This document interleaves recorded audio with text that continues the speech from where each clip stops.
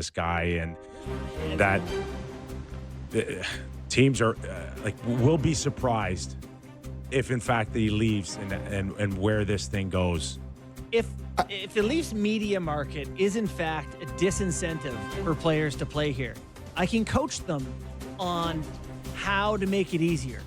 Don't sign for more than you're worth. Don't sign for way more than you're worth. Sign for a good contract. That's fine. People could probably live with that. You just can't make more than you're worth here, or it's tough. Sign me up. I don't care. Yeah. Sign me up, baby. Yeah. Sign me up. But so everyone will say it's 8. It's like, 8's fine, but 9's not. Or you just have no line. 9's fine. Is 10 okay? Where do you stop? Well, I mean, were you okay with 8? Yes. Okay, well, it's like, whatever. Like, you're going to not get him over $1 million per year? And with a cap. Absolutely, with yes. a cap flying up? Like, Yes. That is too much money. Of course, 8's ultimate- too much money. It's the ultimate dilemma. Sign the damn contract, Brad. Ink it. And name me another team that could use him more than the Leafs. Florida, probably. No. Leafs, Florida can still compete and maybe win without him. Yeah, no, you're right. It's a good fit. It's a good fit. It's a great fit. The perfect fit. Not for $9 million, it ain't. Not for $9 million times 4. I mean, He's 37 currently. Hey. So two years and then 2 with the bad back. Yeah, okay. Now we're talking. Okay. You know where it's going. yeah. Same Okay, same 5 place years. Tan, Is he same gonna get place allergic Tan to of his his, equipment? 5 years. Same place 6 Tan of his years, headed. Same place that Yeah. they're all headed. By the way, I don't mean to be dismissive of Marian Hosa's he had a real skin condition that made it hard or whatever. But it is just the funniest phrasing of a reason why a guy could no longer earn his money. Allergic to your equipment. Yeah. It sounds funny. I understand it. So I can tell you that though there's a strong push now for Florida to try to get all 3 of them back right now. To me, they should be prioritizing Ekblad over Marchand. Ekblad is a lot of their identity. It's the nasty guy who can skate, pass, and play. I don't and think scare people. Ekblad's going to be that hard, and I think he may even take a pay cut to stay. Of course he will. Cut? A cut. Why wouldn't he? Golly. A cut. I mean, it's not a cut. Money's not an issue with this guy. But it's not a cut. It is. I mean, it is. But is it? Like, he's going to take $8 million there, which is how much everywhere else? Like, it's not a cut. It's what all these guys do there. 6. Oh, yeah, 6.5. He didn't make much last year. No, he made 7.5. 7.5, yeah. So he's going to take. for number one overall I pick. think he might be in a position to take 6 or 6.5. I think that's the push is you want to go and try to win a 3rd cup now and be a part of something very historic, or do you want logo and or do you need another $5 million at the end of your career or $6 million at the end of the end of your career?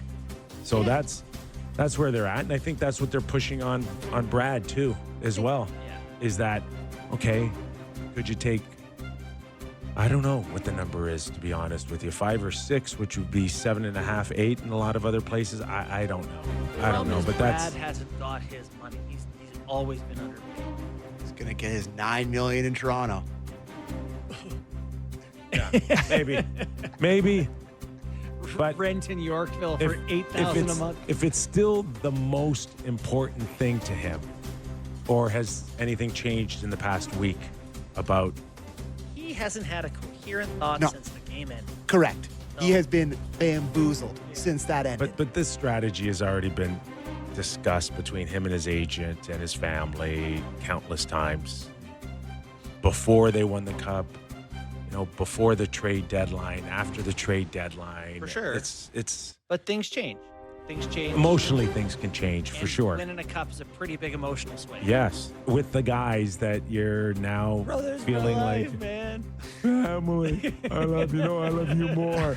No, I love you more. I'll do it for 4 mil. All right. Oh, that was the first name on the list that got it. On to number 2. Jason Robertson.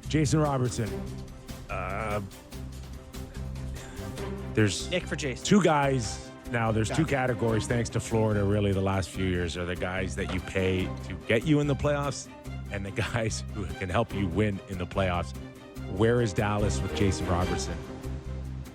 Yeah, like his stats dictate that he should be paid X, and he's a great example of, you know what I said the other day on our show was that we don't really pay guys commensurate with how much the team values them. Like, this guy's a winner, he gets you through. Like, I don't think the team values him as much as his staff.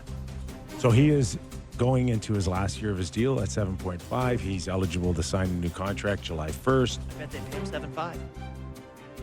The ask could be between 11 and 12 million. That's what I mean. AAV. I'm sure they'd be happy to keep paying him that. You think that they pay him 12 million? No, I'm saying that what he's currently making. Oh, like, yes. I bet they. But okay, so tell me if you're Jim Nill now, and he's asked for a 7 or 8 year deal at 11.5. Where are you on Jason Robertson? Yeah, it's a great question. Yeah, he scored 50 in the league, and he's Twice 40. twice 40 is out. Sorry, he's 25 years old. He's He's a talent. 6'3", 200. Tough to come by. Caps going up. 10 and a half. We have no taxes. So I've got him and Martin Nakash in the same category, right? Where they're point of game players. They're ultra talented. Yeah. Guys that can help I'll you. take Robertson over Natchez for sure. Agreed. Can get you in the playoffs all day long, but can they get you through Can I to tell a you Stanley Cup final? my Toronto Maple Leafs concern these days? I think they're going to be under talented. Like, I thought they had a talent deficit with Florida in that series. I think losing Marner is a massive blow to the talent level, and there's this big push to get more like Florida, heavier, more Carlo, more McCabe, more Tanev. You know, what about hockey?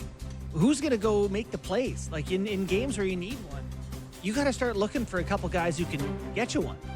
Yeah. I think I'm concerned about the talent level of the team in the absence of Marner. So some of these names appeal. You got guys that are question marks: Natchez, Robertson, Yeah. Elias Pettersson. You don't know what you're going to get some night. Boy, you need talent. Gotta have talent. And it's short around the league. Like the players that you're talking about, 32 teams. It's getting harder to find them. very much so.